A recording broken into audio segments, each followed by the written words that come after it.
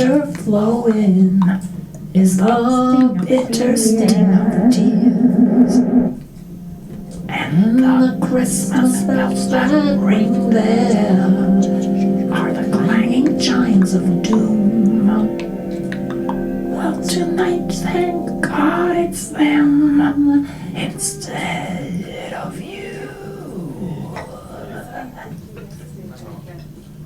And there won't be snow in Africa this Christmas time. Samson's Songs for Disaster Relief is very much a dissection of how music manipulates us, the sweetness of the melodies, but the kind of heartbreaking content of the songs seems to trigger a knee-jerk response. Is this something that you've always been interested in, or how did you come by this topic? I have an interest in the relationship between sound and music and politics, so that's something that I have been working on for a while and have dealt with in other pieces. But this particular group of work has to do with charity singles, and that actually started with sort of the remake of Do They Know It's Christmas, which they had done recently, and so they did it in exactly the same way, but it's not the original singers, not Boy George, etc., but the younger singers, I guess. And I watched the MTV of it, and I felt that was really weird, and I started asking myself why I felt that it was weird. So maybe it was my problem. Have I become cynical, or is there, like, if I'm passing a judgment on these remakes, and what is the value that are behind these judgments? So those kinds of questions set me on the path on the research that concluded in this exhibition. There are some lovely snatches of music. There's kind of jazz, there's a bit of lounge music, which again makes it a very uncomfortable experience sitting in that room, thinking about looking at the words on the curtains. We are the children, appealing to our sentiments, but also appealing for money. There's a wonderful cocktail of possibly quite toxic elements in there. Well, that's an interesting take on the piece. The remake and the sort of the misreading of Do They Know It's Christmas, that iconic charity single, in that room, it's my treatment of it is sort of fantastical and sort of like this it's like a chorus of many voices, but it's all the same voice. It's all the voice of singer Michael Schneefeld, who's a long time collaborator of mine. Even the bugle calls are not recorded instruments; they are actually his voice. And so the jazz piece and the sort of the more uplifting music that you hear, they actually kind of like pretend elevator music, like hotel lounge music, and they momentarily transform the voice into, like, from this very almost like a little bit scary, a little melancholy, but also sort of very ghostly sort of voice, transform it and gives it a context that made it sound like jazz lounge in a hotel lobby. So I knew very early on in my treatment of the piece that I wanted to create those surreal moments by inserting another genre of music into it. But you have created rather a wonderful hotel lobby environment in there for us to hear this music in. So there are the furnitures and things, so they belong to this fictional character that I've created called Boomtown Gennady, and Boomtown Gennady had created sort of like a concert tour in response to Do They Know It's Christmas, the song, and the statue that you see in the front room is the main image of the concert tour made into an object, and then there are platinum records, pretend platinum records on the wall that are sort of his imaginary platinum records that he's won.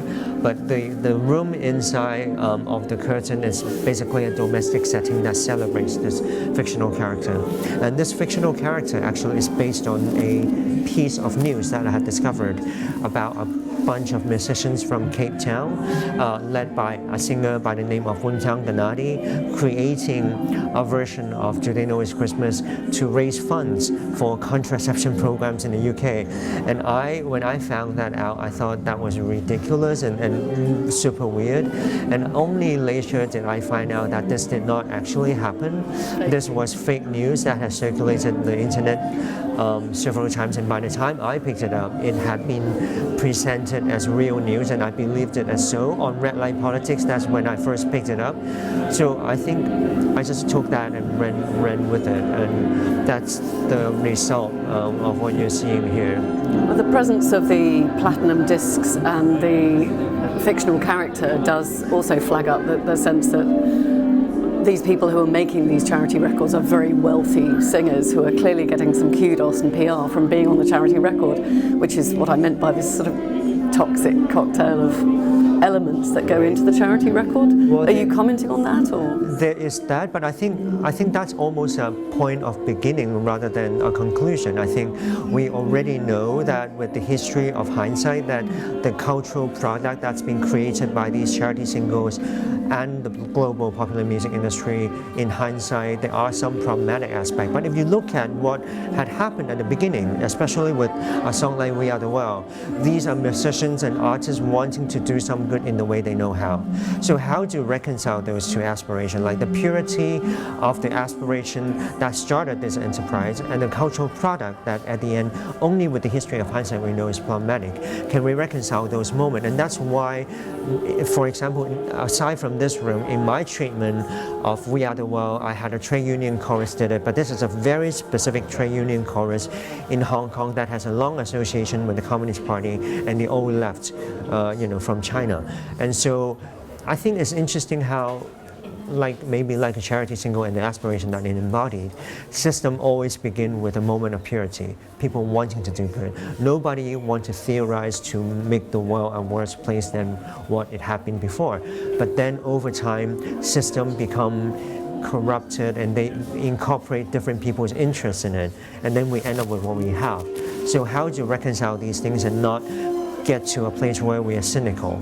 So, for example, in Hong Kong, we've just had what you might call and define as a failed social movement, and how do you think about and digest those moments and go back to the beginning of these, let's say, failed aspiration without being cynical? I think the true mark of our time and neoliberalism is not sort of just not being able to imagine alternative and being surrounded by these sort of invisible ideology. The real mark of our time is a conceit like that. This is how we are, and maybe this, we accept that's our nature, right? We might not have a solution, but we can't stop moving. So I think, to go back to your comment, I think I'd rather started with that than having that as a conclusion.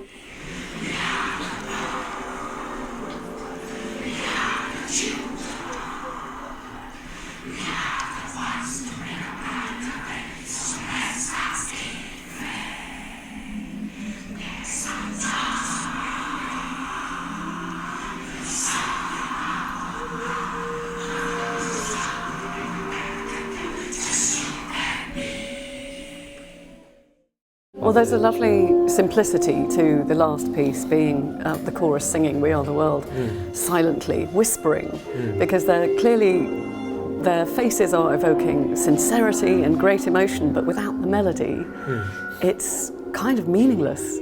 So in a way, that last piece is a great tribute to the power of music.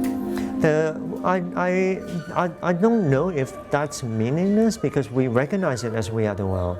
It's very, if I was... It's not so moving though. It doesn't move us without the music. Yeah, it doesn't move you in the same, music certainly has the power to manipulate, and it has this emotive quality about it. But again, to go back to that paradox, which I'm very interested in, we can go into a movie that is really bad, and we can be moved by the music of the movie, and we cry genuine tears, but we know it's a bad movie. Then how do you reconcile that, right? That tear that is shed is still a genuinely felt emotion, in the same way that even in a case where you feel a little manipulated by music, or even elevator music, or like when we're in a lounge sort of situation, we hear this music and we are truly relaxed, or when we play classical music on the platform and we find pleasure in that, but we know that classical music is used in subway station to drive away homeless people. How do you reconcile genuine feelings that you have about these reactions to cultural artifacts, which are what make us human, and also the fact that they are problematic, the intellect and emotional, right? I don't have an answer for it, but I think that kind of paradox is what started this research and what made me become interested in charity single. Is the work outside with the kind of neon, the world is yours, but also ours, but really yours, which is funny and ironic. Is that the sort of summary? Yeah, taken at face value is a very simple statement that is super ambiguous, who's the subject, who is the addressee, but it's also a quote. It's actually an English translation of a Mao quote, and he gave this quote in 1957 during the second visit that he went when he went to Moscow, which was also his last visit. And so, of course, if you think about that time, the communism had a very different, let's say, people had a different impression of communism, and this quote was given the month after Soviet Union had just sent a satellite into space. So there were real reasons for optimism, but of course we know, again, with the hindsight of history and benefit of hindsight, we know that sort of that optimism lasted for 2 years, and then of course the things changed and took a turn for really badly, especially in China. So I think it has that ironic quality about it. But of course, taken entirely out of historical context, it still has that ambiguity and the power of the fluidity that makes people think. And coupled with this stage that is kind of empty, that yearns for audience interaction, I think audience interaction and using the stage really completes it.